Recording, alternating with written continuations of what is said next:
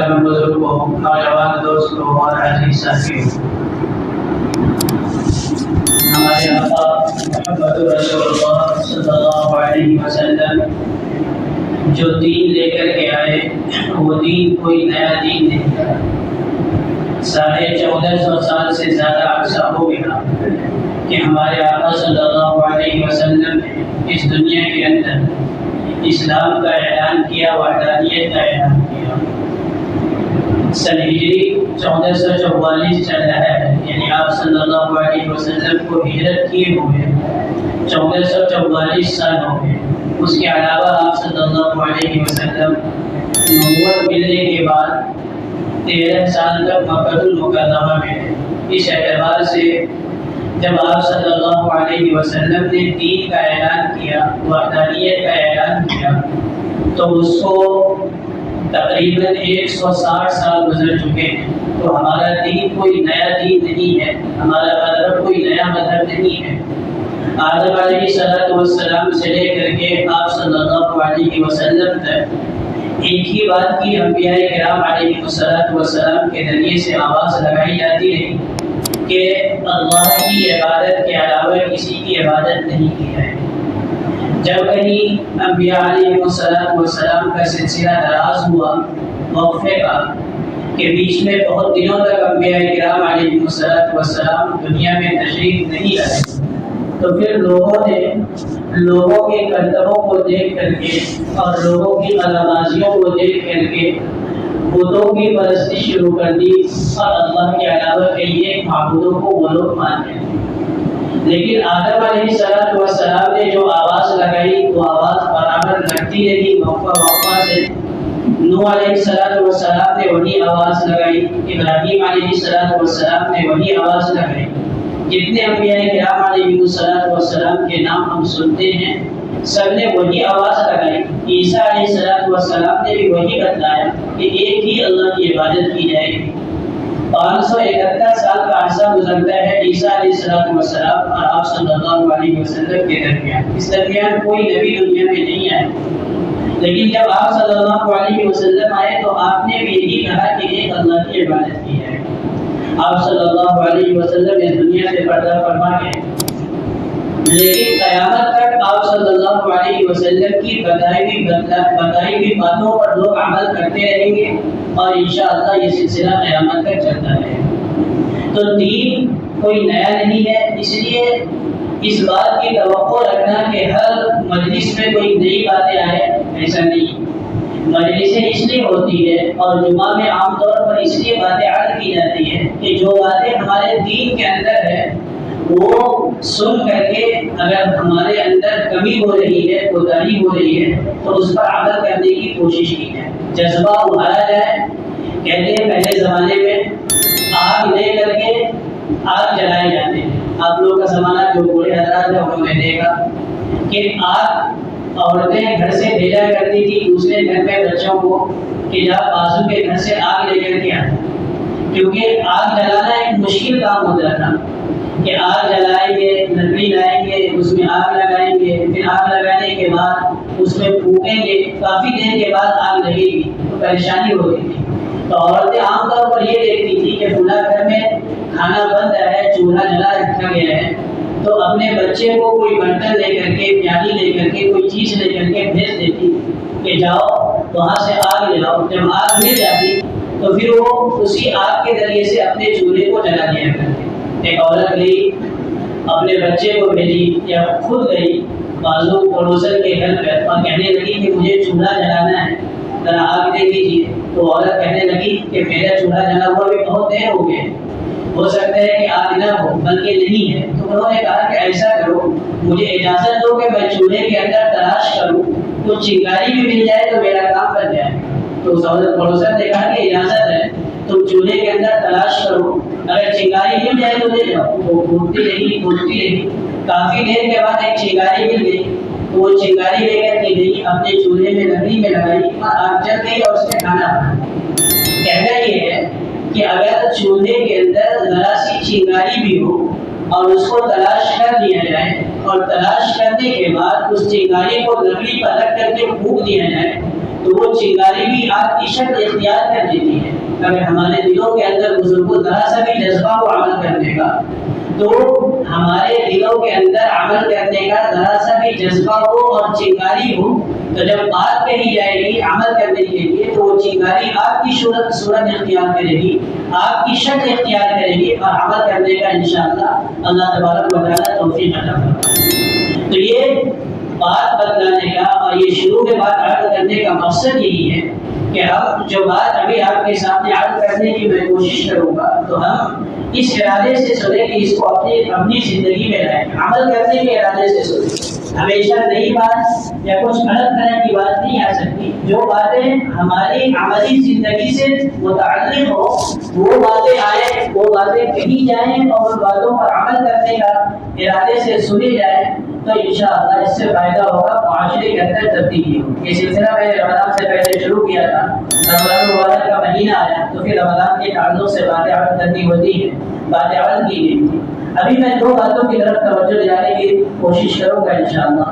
اللہ تبارک و تعالیٰ صحیح طریقے پر مجھے کہنے کی توفیق نصیب فرمائے اور آپ حضرات کو عمل کی نیت سے سننے کی توفیق نصیب فرمائے۔ اللہ کے نبی صلی اللہ علیہ وسلم فرماتے ہیں، حضرت ابو ہریرہ رضی اللہ تعالیٰ عنہ کی روایت ہے، من اعجز الناس من عاجز فی الدعاء، لوگوں میں سب سے عاجز، سب سے زیادہ بے یار و مددگار، سب سے زیادہ کمزور، بے کس، لاچار، مجبور وہ شخص ہے من عاجز فی الدعاء، جو دعا کرنے سے عاجز رہتے ہیں، جسے دعا کرنے کی توفیق نہ ملے، جو دعا کرنے کے لیے تیار نہ ہو، 24 گھنٹے کے اندر اسے دعا کرنے کے لیے ایک آدھا منٹ بھی نہ ملے، 10 منٹ اور 5 منٹ بھی نہ ملے کہ وہ اللہ سے دعا کر لے، تو وہ سب سے عاجز آدمی ہے، سب سے کمزور آدمی ہے، اپاہج قسم کا آدمی ہے۔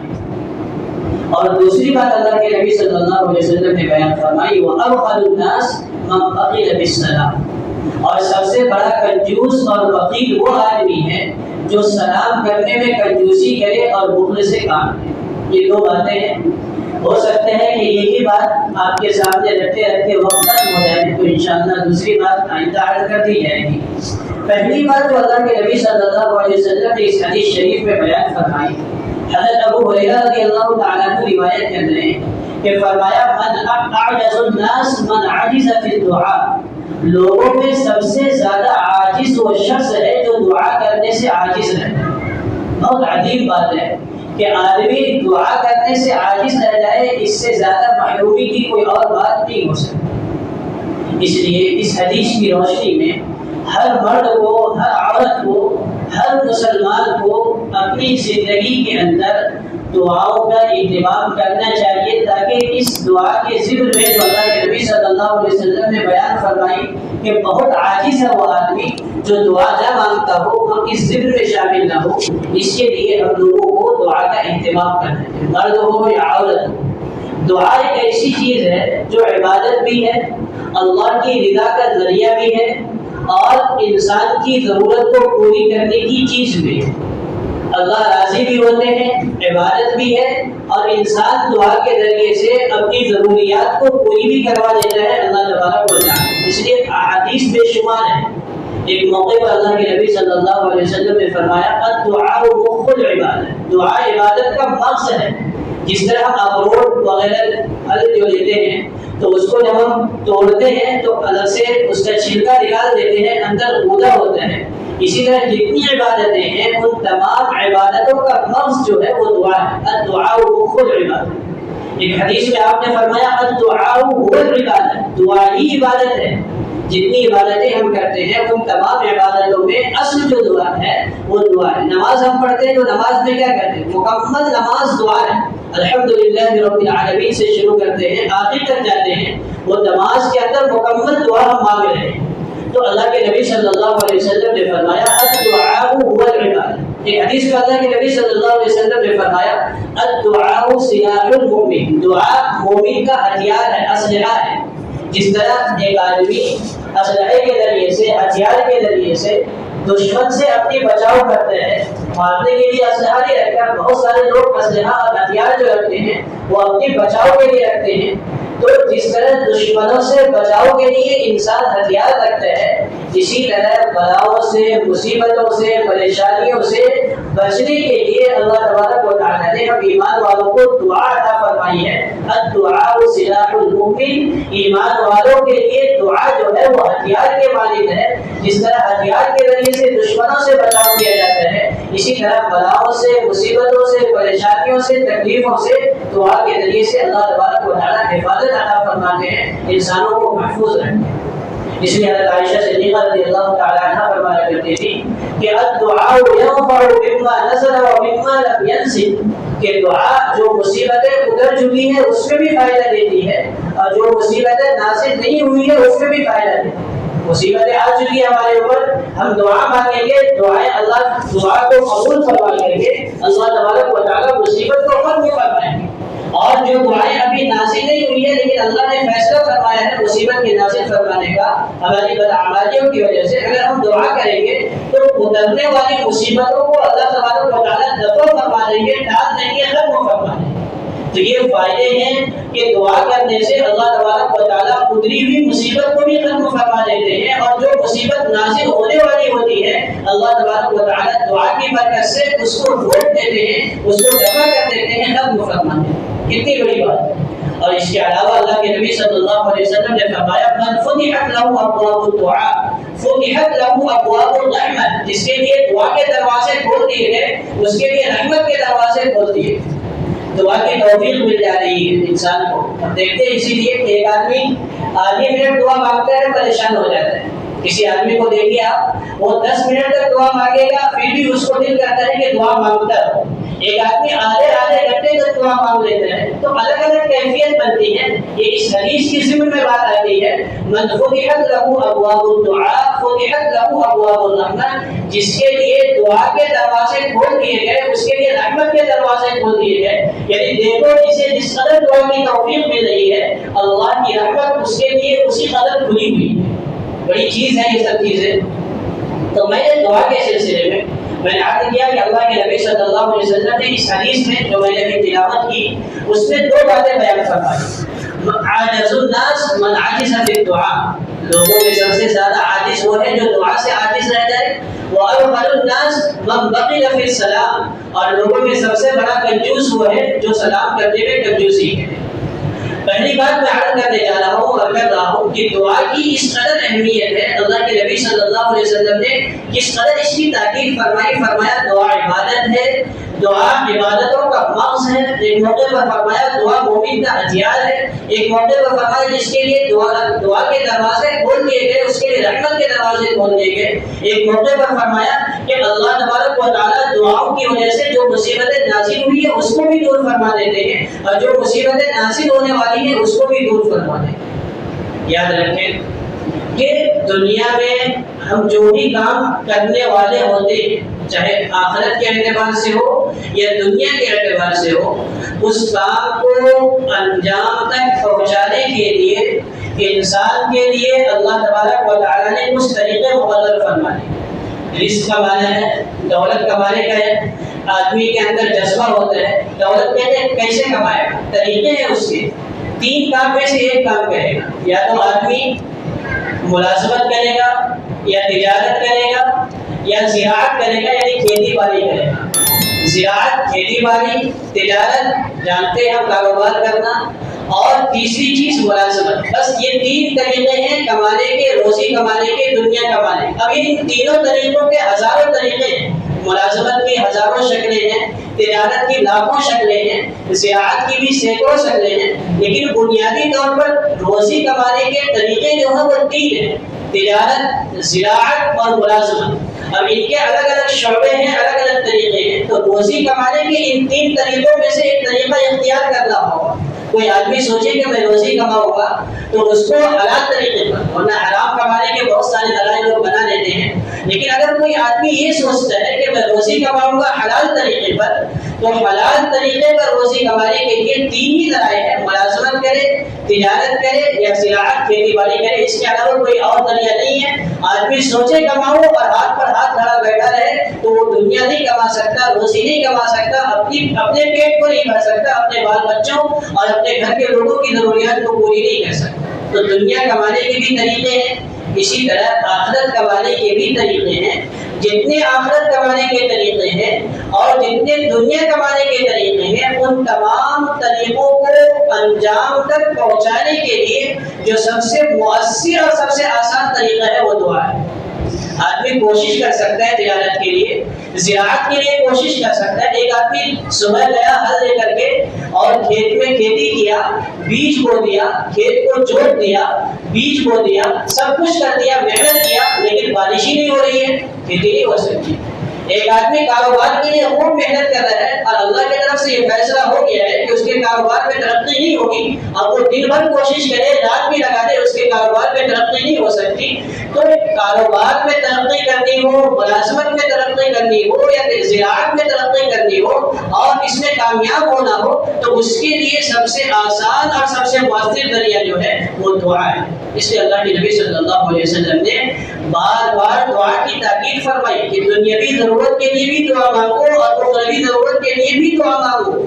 دنیا میں بھی کام کریں گے دعاؤں کے ذریعے سے، یہ اس کا یہ مطلب ہرگز نہ سمجھا جائے کہ بس اب دعائی مانگنی ہے، کام نہیں کرنا ہے۔ آدمی پہلے کوشش کرے، کوشش کرنے کے بعد کام کو انجام تک پہنچانے کے لیے یہ انسان کے بس میں نہیں ہے کہ انسان کام کو انجام تک پہنچا دے، یہ اللہ کے اختیار میں ہے۔ اور اللہ کے اختیار کو حاصل کرنے کے لیے، اللہ کی مرضی کو حاصل کرنے کے لیے انسان کو اللہ تبارک و تعالیٰ نے دعا جیسی صفت عطا فرمائی ہے کہ دعا مانگو، ہم تمہارے کام کو انجام تک پہنچائیں گے، دنیاوی کام کو بھی انجام تک پہنچائیں گے اور آخرت کے کام کو بھی انجام تک پہنچائیں گے۔ یہ اللہ کے نبی صلی اللہ علیہ وسلم نے ہم سب کو سکھلایا اور بتلایا ہے۔ دعا کی نرالی شان ہے۔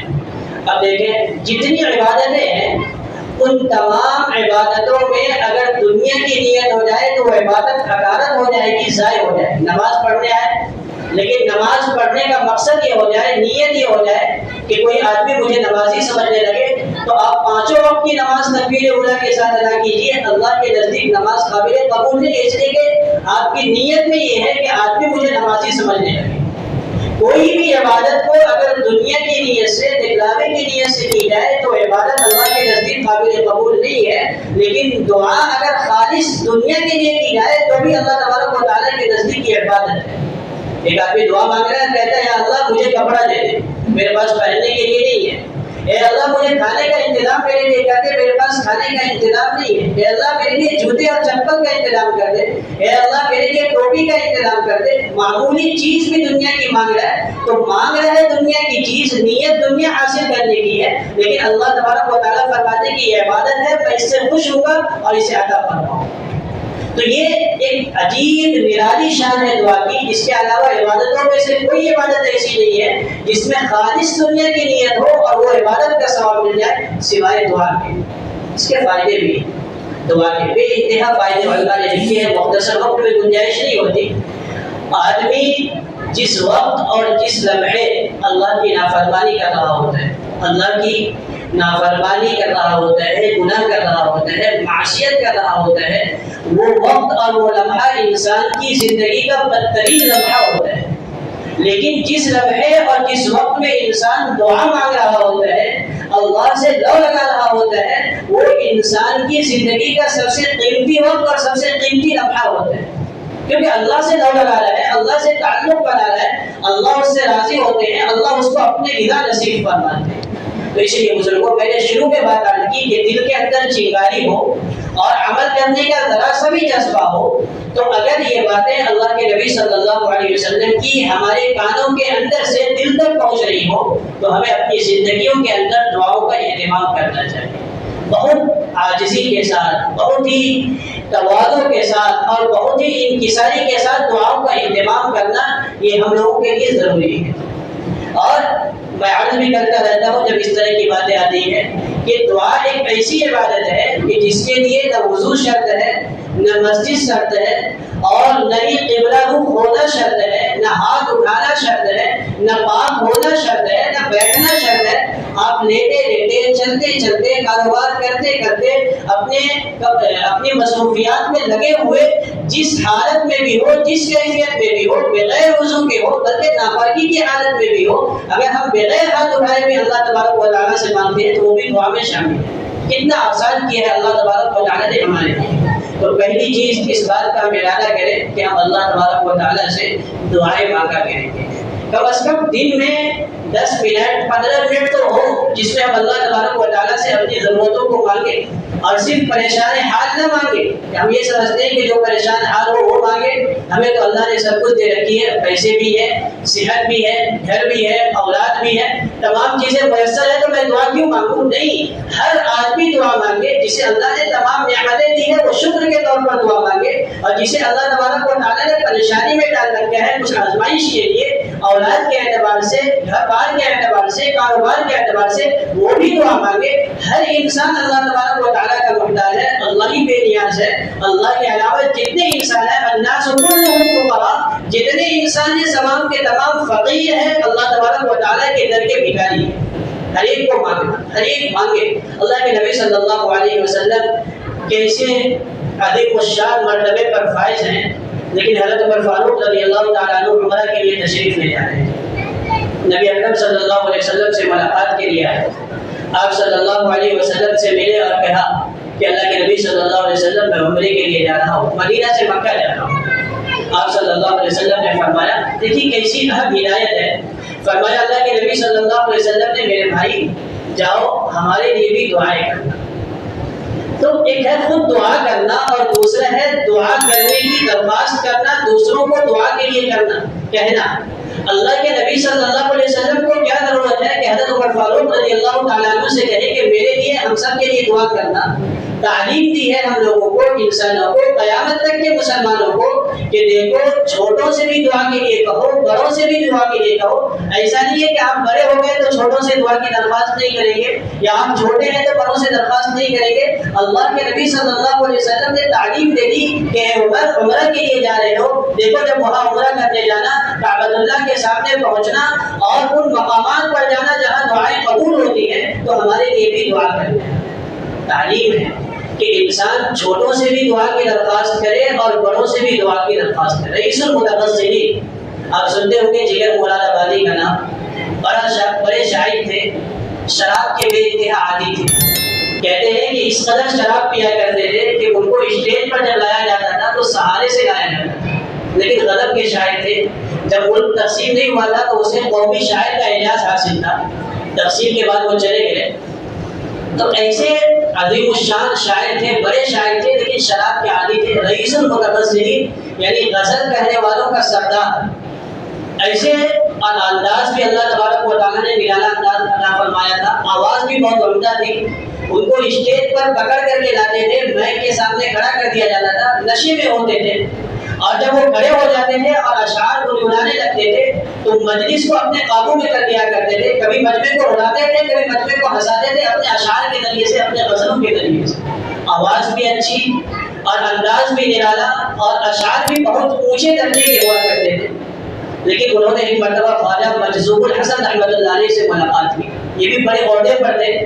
آپ جو سنتے ہیں شعر، جگہ جی لگانے کی دنیا نہیں ہے، یہ عبرت کی جائے تماشا نہیں ہے، یہ حضرت خواجہ مجذوب الحسن رحمۃ اللہ علیہ کے اشعار ہیں۔ بڑے کیا بولتے ہیں، بڑا نظم ہے۔ حضرت مجذوب رحمۃ اللہ علیہ سے ملاقات ہوئی تو انہوں نے کہا کہ آپ بڑے عہدے پر، سرکاری عہدے پر فائز ہیں، لیکن آپ کرتا پاجامہ سنت کے لباس میں، مجھے تعجب ہوا ہے۔ یہ بڑے شاعر ہیں اور بڑے آفیسر ہیں۔ تو جگر مراد آبادی نے ان سے کہا، خواجہ مجذوب الحسن سے، کہ آپ کہاں جاتے ہیں، کس مجلس میں شرکت کرتے ہیں؟ تو انہوں نے حضرت تھانوی رحمۃ اللہ علیہ کا نام بتایا۔ انہوں نے کہا مجھے اجازت ملے گی، تفصیلی واقعہ ہے۔ تو انہوں نے حضرت تھانوی رحمۃ اللہ علیہ سے اجازت دی۔ انہوں نے کہا جگر مراد آبادی نے کہ مجھے شراب کی عادت ہے، میں 1 گھنٹہ بھی بغیر شراب کے نہیں رہ سکتا، تو میں ان کی مجلس میں جاؤں گا جب بھی شراب کی حالت میں ہوگا، کیا اس حالت میں اجازت ملے گی؟ انہوں نے کہا کہ مشکل ہے، لیکن میں پوچھوں گا۔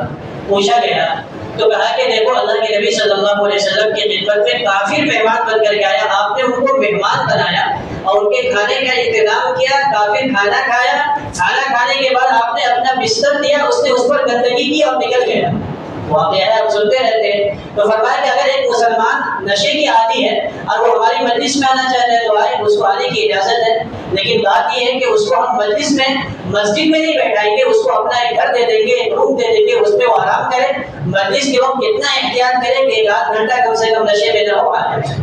اب کیا کیفیت بنی، کیا حالت ہوئی، جگر مراد آبادی چلے گئے حضرت تھانوی رحمۃ اللہ علیہ کی مجلس میں، اور کیفیت عجیب بنی لوگوں کو دیکھ کر، جب نیک لوگ بیٹھے ہو اور سب کے دل میں آخرت کا خوف ہو، آخرت کی تیاری کا خوف ہو، آخرت کی تیاری کرنے کا جذبہ ہو، تو ایک نیا آدمی آ کر کے بیٹھتا ہے تو اس کی دل کی کیفیت بھی اچانک بدلتی ہے۔ جگر مراد آبادی جا کر کے مجلس میں بیٹھے، اچانک کہنے لگے کہ حضرت میرے لیے دعا کیجیے۔ حضرت تھانوی رحمۃ اللہ علیہ نے پوچھا کہ کیا دعا کروں؟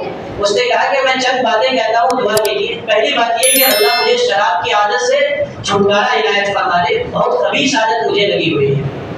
اور دوسری دعا یہ فرما دیجیے کہ اللہ تبارک و تعالیٰ مجھے حج کی توفیق نصیب فرما دے۔ اور تیسری دعا یہ فرما دیجیے کہ اللہ مجھے داڑھی رکھنے کی توفیق نصیب فرما دے۔ اور چوتھی دعا یہ فرما دیجیے کہ اللہ میری مغفرت فرما دے۔ حضرت تھانوی رحمۃ اللہ علیہ نے دعا کی، جتنا مجمع تھا سب نے آمین کہا، کیونکہ قومی شاعر تھے اور بڑے شاعر تھے تو سب لوگ متوجہ تھے۔ جب انہوں نے دعا کی درخواست کی تو حضرت تھانوی رحمۃ اللہ علیہ نے دعا کی اور سب نے آمین کہی، دعا ہو گئی۔ حضرت تھانوی رحمۃ اللہ علیہ کے مجلس سے اٹھ کر آئے اور شراب پینا بند کر دیا۔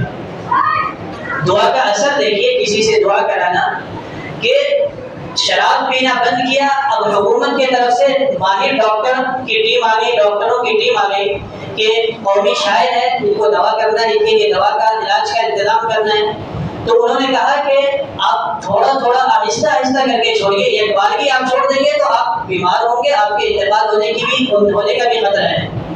تو حضرت جگر مراد آبادی نے کہا کہ اگر میں پینا بند کر دوں تو کتنے دنوں تک زندہ رہوں گا؟ کہا کوئی گارنٹی نہیں ہے۔ کہا پیتے رہوں تو کتنے دنوں تک زندہ رہوں گا؟ کہا آپ کے جگر تو خراب ہو گئے ہیں، بہت مشکل سے آپ کھینچ کھانچ کر کے دوا وغیرہ پہ 7-8 سال چل سکتے ہیں، یہ ہمارا اندازہ ہے، ورنہ اللہ آپ کو جو زندگی دے دے۔ تو جگر مراد آبادی نے کہا کہ اگر پی کر کے 8-10 سال جی سکتا ہوں اور بغیر پیے ہوئے 10 دن بھی جی سکتا ہوں تو بغیر پیے ہوئے زندگی گزاروں گا۔ یہ حوصلہ کیا، یہ عزم کیا۔ آپ پڑھیے، یہ کوئی باہر کی بات نہیں ہے، اپنے ملک کے شاعر کی بات ہے۔ تو انہوں نے یہ بات عرض کر دی کہ ڈاکٹروں سے کہ میں 10 دن بھی زندہ رہوں لیکن میں پیوں گا نہیں۔ اللہ تبارک و تعالیٰ نے صحت عطا فرما دی اور لمبی عمر عطا فرمائی، اس کے بعد کافی دنوں تک زندہ رہے، کبھی پیے نہیں۔ تو پہلی دعا کا اثر تو یہ ہوا کہ شراب کی عادت چھوٹ گئی۔ اللہ نے حج کی بھی توفیق نصیب فرمائی۔ ممبئی کے بندرگاہ سے حج کے لیے گئے، اس زمانے میں 5-6 مہینے لگتے تھے حج کو جانے آنے میں۔ حج کو گئے، اس 5-6 مہینے میں انہوں نے اپنا چہرہ کبھی آئینے میں نہیں دیکھا۔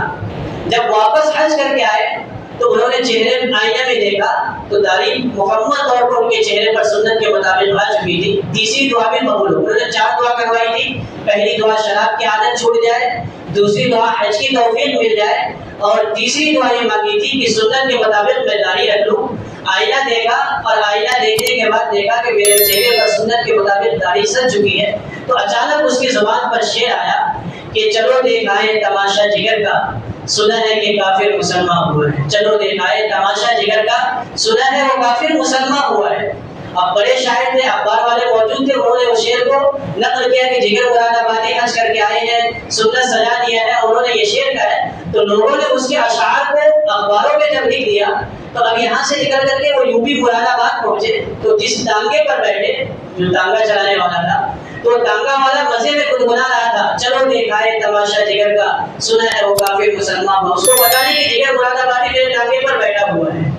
جب اس نے یہ سنا کہ یہ ٹانگا والا بھی یہ شعر پڑھ رہا ہے جو میں نے حج کرنے کے بعد داڑھی دیکھ کر کے خوشی میں گنگنایا تھا کہ چلو دیکھائے تماشا جگر کا، سنا ہے وہ کافر مسلمان ہوا ہے، تو آنکھوں سے آنسو روا ہو گئے اور کہنے لگے اللہ میں نے آپ کے ایک ولی سے 4 دعائیں کروائی تھی کہ شراب کی عادت چھوٹ جائے، اے اللہ حج کی توفیق مل جائے، اے اللہ داڑھی میں اپنے چہرے پر سجا لوں۔ مولا کریم تینوں دعائیں دنیا میں نے قبولیت کی دیکھ لی، آخری دعا میں نے یہ منگوائی تھی کہ اللہ میری مغفرت فرما دینا، اے اللہ آخرت میں میری مغفرت بھی فرما دینا، اور مجھے امید ہے کہ اللہ میری مغفرت فرما دے۔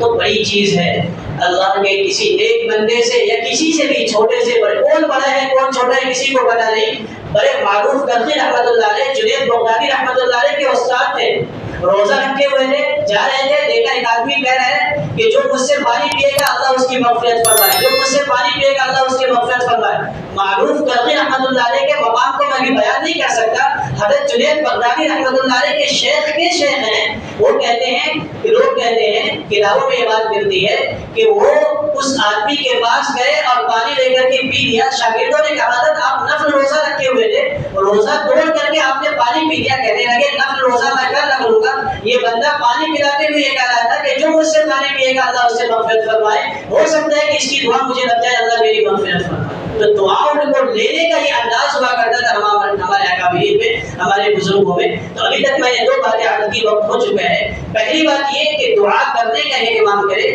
ہمارا کوئی دن ایسا نہ گزرے، کوئی رات ایسی نہ جائے جس میں ہم 2 منٹ 5 منٹ اللہ سے دعا نہ لگائے، ایسا ایک دن بھی ہمارا نہ جائے ہم اللہ سے دعا لگائے، ہاتھ اٹھانے کا موقع نہ ملے، دل سے اپنے اللہ تبارک و تعالیٰ کو یاد کر لے، سر کو جھکا لے، کبھی موقع نہ ملے بستر پر جائے، سو جائے، سونے کے لیے لیٹ جائے، آنکھ بند کر کے اپنے اللہ کو یاد کر لے، 5 منٹ تو ایسا ہو، 10 منٹ تو ایسا ہو، تو ہم اپنے اللہ کو بزرگوں، میں نے یہی بات شروع سے عرض کرنے کی کوشش کی ہے اور ایک ہی عنوان پر بات مکمل کرنے کی کوشش کر رہا ہوں کہ دعا کو مانگنے کی عادت ڈالیں، اس کے بغیر چارہ کار نہیں ہے۔ تنگی کی حالت میں ہو، جب بھی مصیبت میں ہو، جب بھی خوشحالی میں ہو، جب بھی جیسی بھی حالت ہو، اللہ تبارک و تعالیٰ سے مانگیں۔ اور آخری اور تیسری بات یہ ہے کہ ان دونوں چیز سے بڑھ کر کے یہ ہے کہ دعاؤں کو لینے کی عادت بنائیں۔ ایک ہے دعا کرنا، دوسرا ہے دعا کروانا، اور تیسرا ہے دعا کا لینا۔ ایک ماں سے کہہ دیا کہ دعا کر دیجیے، باپ سے کہہ دیا دعا کر دیجیے، استاد سے کہہ دیا کہ دعا کر دیجیے۔ ایک ہے کہ اتنا اچھا بن گیا، اتنا فرما بردار بن گیا کہ ماں کی زبان سے خود بخود دل سے دعا نکلنے لگے، اتنا فرما بردار بن گیا کہ باپ کے دل سے خود دعا نکلنے لگے۔ یہ ہے دعا کا لینا۔ تو اللہ تبارک و تعالیٰ کے سامنے ہم اپنی آخرت کو بنانے کے لیے، دنیا کو بنانے کے لیے دعاؤں کو مانگنے کا بھی اہتمام کرے، دعائیں کرانے کا بھی اہتمام کرے اور دعائیں دینے کا بھی اہتمام کرے۔ اور جو آخری بات میں عرض کر رہا ہوں، دعائیں لینا، یہ بہت اہم چیز ہے۔ ہم ایسے بن جائے، ہمارے اخلاق ایسے ہو جائے، ہماری عادات ایسے ہو جائے، ہمارے کردار ایسے ہو جائے، ہمارے بول ایسے ہو جائے کہ لوگ ہمیں دعائیں دینے لگے اپنے دل سے، ہمیں کہنے کی ضرورت نہ پڑے کہ آپ ہمارے لیے دعا کریں، لوگوں کی دل سے دعائیں نکلنے لگے، ماں کے دل سے، باپ کے دل سے، استاد کے دل سے، پڑوسی کے دل سے، ہم سے معاملہ کرنے والوں کے دل سے دعائیں نکلنے لگے۔ یہ بڑی بات ہے۔ جب دعا کے دروازے کھل جائیں گے تو اللہ کے در پر آنے میں دیر لگتی ہے، اللہ کے در سے ملنے میں دیر نہیں لگتی۔ اللہ تبارک و تعالیٰ کب عطا فرما دیں گے، کس موقع پر عطا فرما دیں گے، اللہ توقع سے زیادہ عنایت فرماتے ہیں۔ ہم جو مانگیں گے اللہ تبارک و تعالیٰ اس سے کہیں زیادہ عطا فرمانے والے ہیں۔ یہ اللہ تبارک و تعالیٰ کی شان ہے۔ امید ہے کہ ہم جتنے لوگ یہاں اوپر نیچے کے حصے میں یا اوپر کے حصے میں بیٹھے ہیں، خدا کے واسطے صرف بات کو کان سے سن کر کے دوسرے کان سے نکالے نہ، بلکہ اس پر آج سے ہی عمل کرنے کی کوشش کریں۔ اتنا تو کر سکتے ہیں ہم کہ آج سے ہی کم از کم 2 منٹ نکالیں، 4 منٹ نکالیں، اللہ تبارک و تعالیٰ سے اپنی دنیا مانگے، اپنی آخرت مانگے۔ اللہ تبارک و تعالیٰ ہمیں دنیا میں بھی کامیاب فرمائے اور آخرت کی کامیابی سے ہم سب کو سرفراز فرمائے۔